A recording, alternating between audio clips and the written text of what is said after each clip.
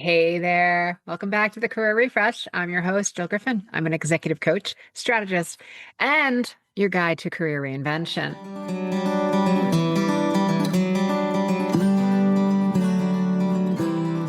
As we close out 2025, I want to pause and look back at the conversations, the ideas, and the themes that I have noticed throughout this year's conversations and episodes. I also want to point out, because I did the math right before recording this, that I did over 801 hours of coaching between individuals, working with teams, groups, workshops, 800 hours.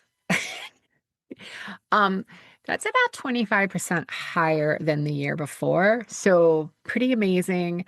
I do this work because it's mission based for me. I want to reinvent the workplace, how we think about workplace, how we think about work, how to make work work for more people.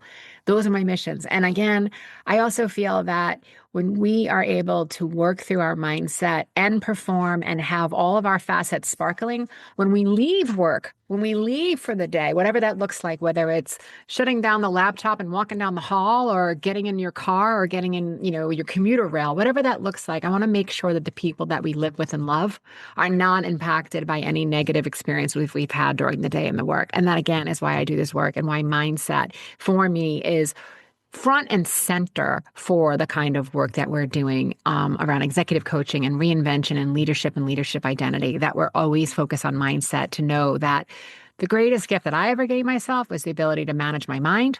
It does not mean I'm not sad. It does not mean that I don't have days where I want to be like, rah, that I scream and I want to pop off. Of course, I'm human. I'm messy like everybody is.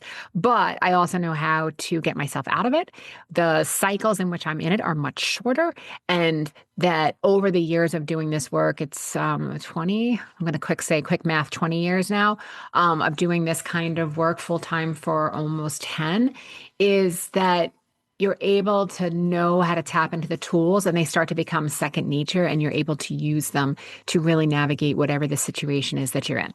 So if I was to name 2025, I'm going to say it's the year of change and the year of reinvention in our careers, in our leadership, what we value in our world, all the things.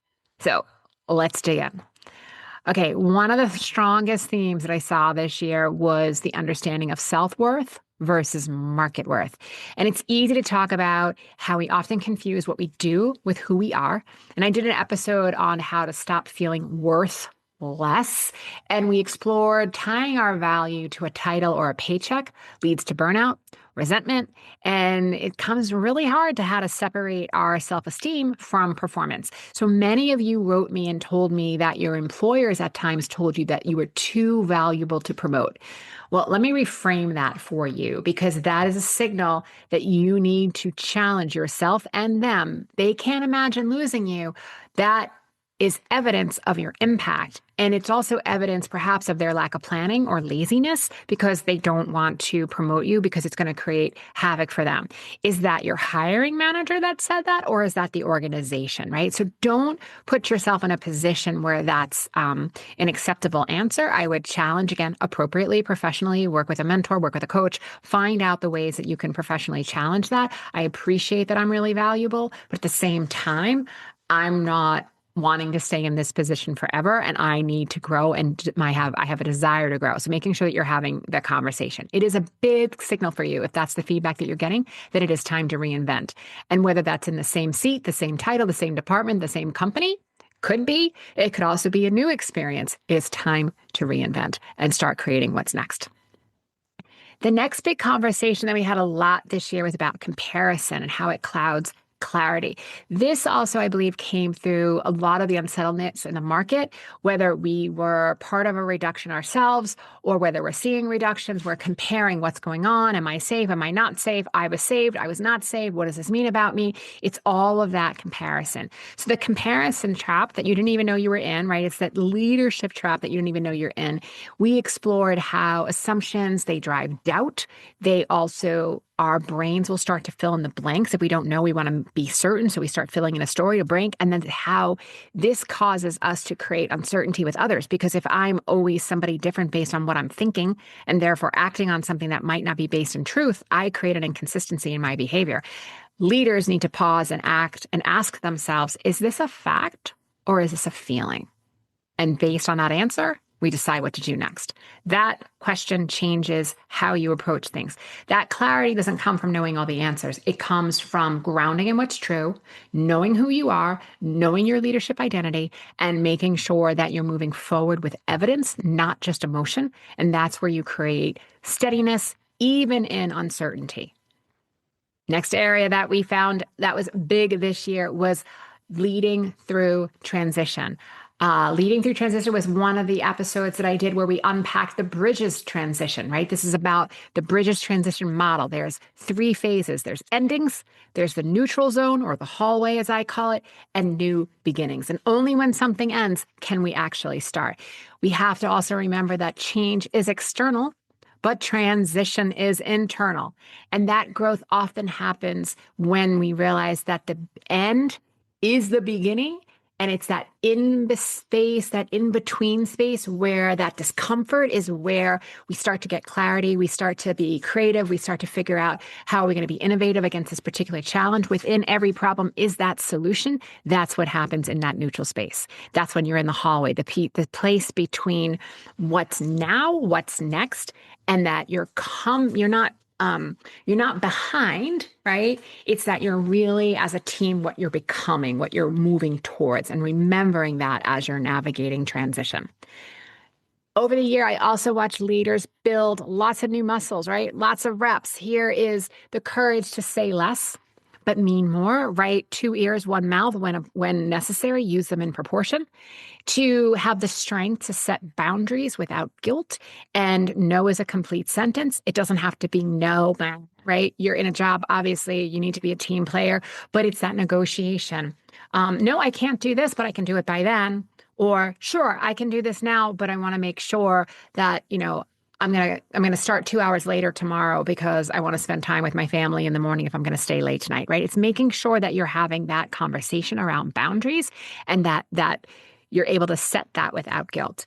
It's also showing up and being in alignment with your values and not your fear. We all have fear. We fall into fear with some regularity. That's understandable. But making sure you're coming back to what do I value here? I value integrity and honesty and wisdom and kindness and creativity and innovation.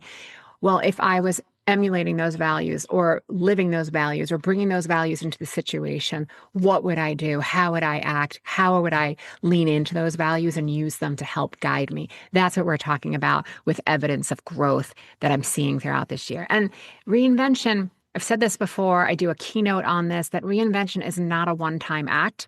Hollywood would have you believe it happens like, oh, we just need the affable partner and then we can reinvent and we'll get the challenge and then we'll do all the things. No, that's not what it is. Reinvention is a mini series. It happens in the rearview mirror. It's not a major feature film.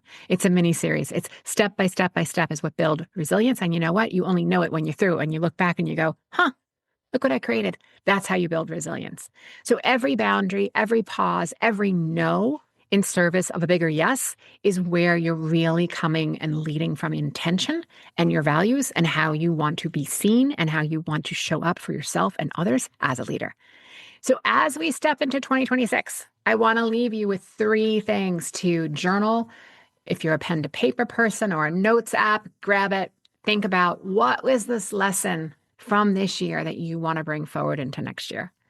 And then what is the belief or behavior that no longer fits what you're becoming or who you're becoming? Or when I say what you're becoming, meaning your organization, your department, right? Or who you're becoming. And then last is what with leading with intention and clarity look like next year? What are the swim lanes around that? How will you know? Are you with an intention or are you being unintentional? Are you in clarity or are you in cloudiness? How will you know? Get clear on that. Look, I appreciate you being here all year, being part of this community, listening, contributing, sharing your stories, emailing me your thoughts. As always, I want to hear them. Tell me how your year went. Email me hello@jillgriffincoaching.com. I wish you a great holiday season, a beautiful start to your next year. Be in possibility, be intentional, and always be kind. All right, friends, I'll see you next time.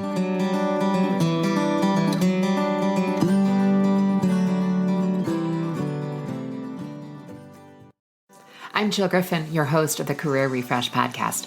My mission is to make workplaces more successful for everyone. So if you have ideas for topics or future guests, please email us at hello@jillgriffincoaching.com. Until next time, embrace possibility, be generous, intentional, and kind.